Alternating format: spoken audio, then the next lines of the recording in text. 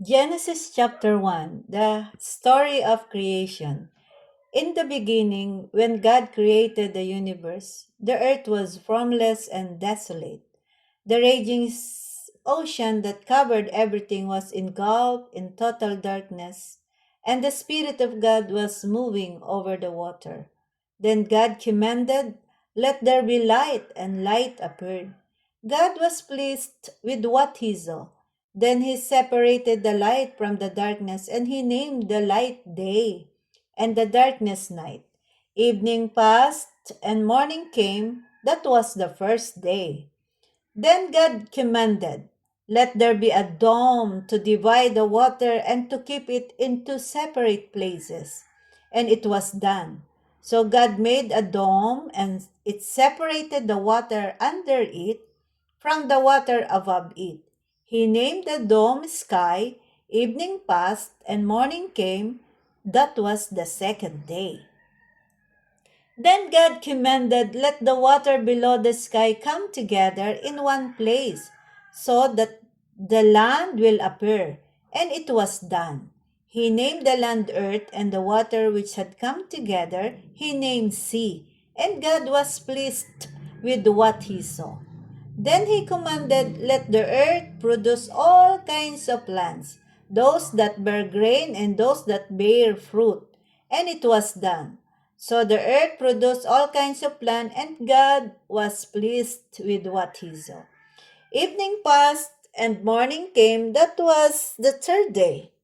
Then God commanded, "Let lights appear in the sky, to separate day from night, and to show the time when days, years, and religious festival begin. They will shine in the sky to give light to the earth." And it was done. So God made the two larger lights, the sun to rule over the day, and the moon to rule over the night. He also made the stars. He placed the lights in the sky to shine on the earth, to rule over the day and the night, and to separate light from darkness. And God was pleased with what he saw. Evening passed, and morning came. That was the fourth day. Then God commanded, "Let the water be filled with many kinds of living beings, and let the air be filled with birds." So God created the great sea monsters, all kinds of creatures that live in the water, and all kinds of birds. And God was pleased with what he saw. He blessed them all and told the creatures that live in the water to reproduce and to fill the sea, and he told the birds to increase in number. Evening passed, and morning came. That was the fifth day. Then God commanded, "Let the earth produce all kinds of animal life, domestic and well, large, small, wild, large and small," and it was done. So God made them all, and it was pleased with what he saw. Then God said, "And now we will make human beings. They will be like us and resemble us. They will have power over the fish, the birds, and all animals, domestic and wild, large and small." So God created human beings, making them to be like himself.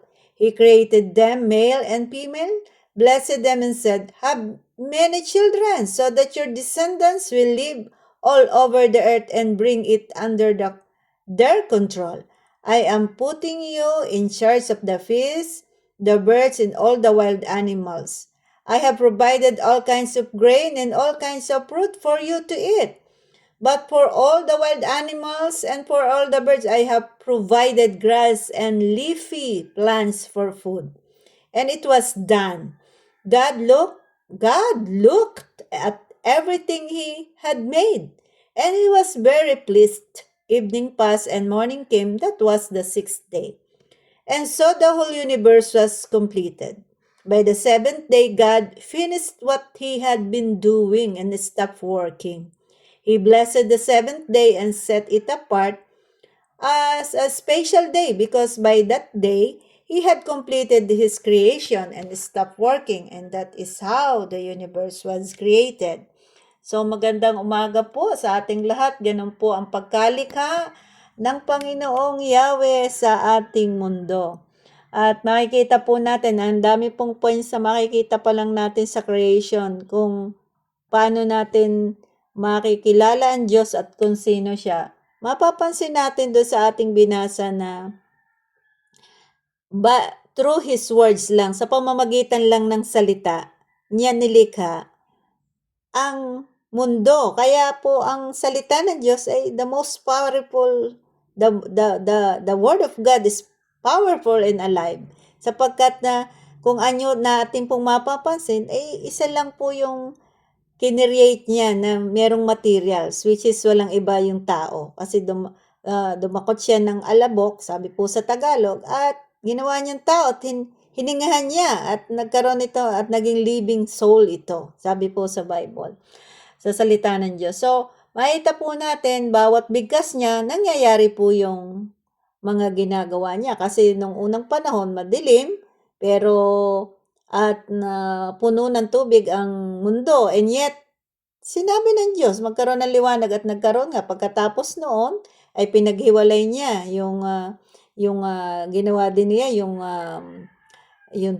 tubig para magkaroon ng pagkakahiwalay sa taas at sa baba, nilagyan niya ng sky. Kaya may tubig sa taas, may tubig sa baba. And yet, hindi po tayo na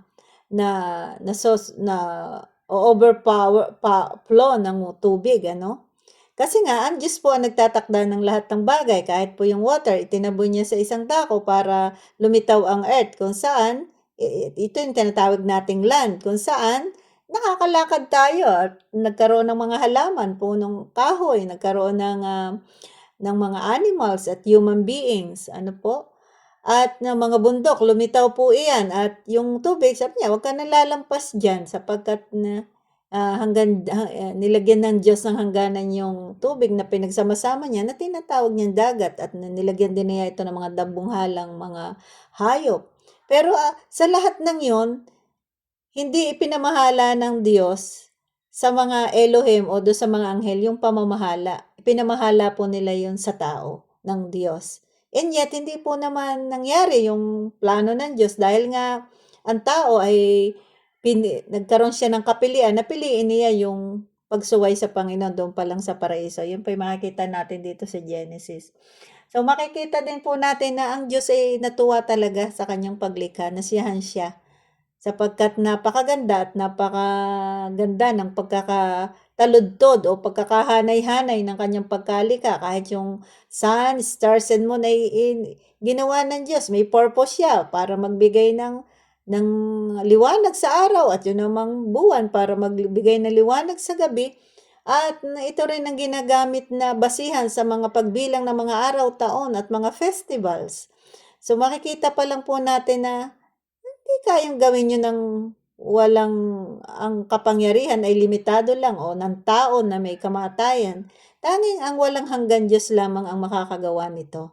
Kaya kung papaano na dapat tayong mga tao, ang gusto ng Diyos, kilalanin natin siya according doon sa pagkalikha niya sa creation. Sa mga ginawa niya na ipinakikita kasi ng kanyang mga nilikha na mayroon Diyos. At doon pa lang, kagaya ng moon. Ang moon, bakit hindi siya bumabaksak dito sa mundo? Kasi mabilis ang speed ng kanyang pag-ikot upang hindi siya bumagsak. Kasi once na tumigil siya doon sa kalawakan sa kanyang pag-ikot, babagsak siya at possible, ma-destroy tayo yung earth. Sino ba ang may hawak sino ang kumokontrol nito? Di yung most powerful God. Yun po. Tapos ano pa po, makikita din natin dito. At ang Diyos ay namahinga pagkatapos po ng 6 na araw at siya nasiyahan sa kanyang pagkalika. Abay, itinangi niya yung 7 araw at ginawa niya itong banal. Sapagkat na 6 na araw lang siyang gumawa at pagkatapos na mamahinga niya. Kaya po tayong mga tagusunod ng mga Panginoong Jesus at nagsasabing tayo mga Kristiyano, abay, ang araw po ang tawag po namin ay unang araw ng sanlinggo kasi dito mo para sa atin ito yung isang araw natin para 6 na araw lang tayo magtatrabaho at yung isang araw natin nilalaan natin sa Diyos kasi nga po itinangay ng Diyos ito Sapagkat kung ang Diyos ay namahinga, abay dapat din po tayong mamahinga. Kaya po yung araw ng linggo, non-negotiable po yan sa mga Christian. Hindi po yan yung time na kayo po ay mamimerdeyam, pupunta sa mall, kayo po ay mamamasyal, maglalaba, magninegosyo. Kasi po yun ay itinangi po ng Diyos at dapat po nating itangi. Hindi po yan yung pagpunta kung saan-saan. Biro nyo, kini-claim natin tayo Kristiyano tapos kung saan-saan tayo pupupunta, which is na ang dapat na nakikita ng Diyos, kasama tayo ng mga Kristiyano para po tayo ay kalipunan ng mga Kristiyano para po tayo ay sumamba sa Kanya at ibalik natin yung pasasalamat. At the same time, tayo po ay nakakapagpahinga emotionally, mentally, physically, spiritually, nagiging mas maalam po yung ating pagsunod sa Panginoon. Kasi yun lang, isa po sa tanda na makikita sa atin yon bilang tayo mga Kristiyano at tagasunod ng Panginoong Hesus, yung ating pangingilin o respect doon sa araw na nire-respeto ng Diyos. At yun din ang basihan ng Diyos na siya ay Diyos, siya talaga ay Diyos natin at tayo na may magiging siya naman ang mag-iingat at po-protect sa atin at magpo-provide ng lahat nating pangangailangan. Kaya yung loyalty natin sa Diyos, hindi po yan sa bibigla, ang talagang yan po ay dapat nakikita sa ating buhay bilang tayo po yung mga Kristiyano. Kasi po ay hindi po tayo ang nangangailangan sa Diyos, tayo po. Hindi ang Diyos ang nangangailangan sa atin, tayo po ang may kailangan sa Diyos. Kaya marapat lamang na tayo lumapit at parangalan po natin siya sa ating buhay. So marami pa po tayong makikita dito sa Genesis chapter 1 pa lamang ng paglikha ng creation.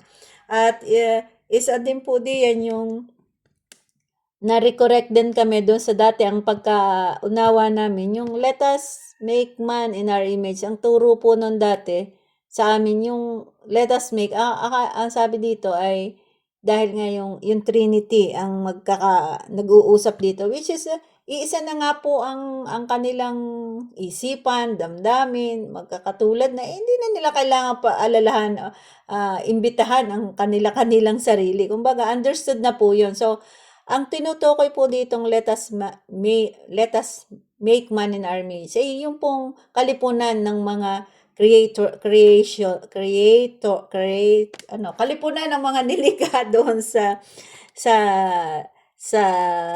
langit, which is walang iba yung mga Elohim o mga anghel na kasama ng Panginoong Yahweh na nadoon nang likhain niya yung creation. So nang gawin niya yung mundo at ito'y ayusin niya ayon sa kanyang ayon po sa kanyang nais na disenyo na kanyang ginawa para sa mundo at para na din sa tao.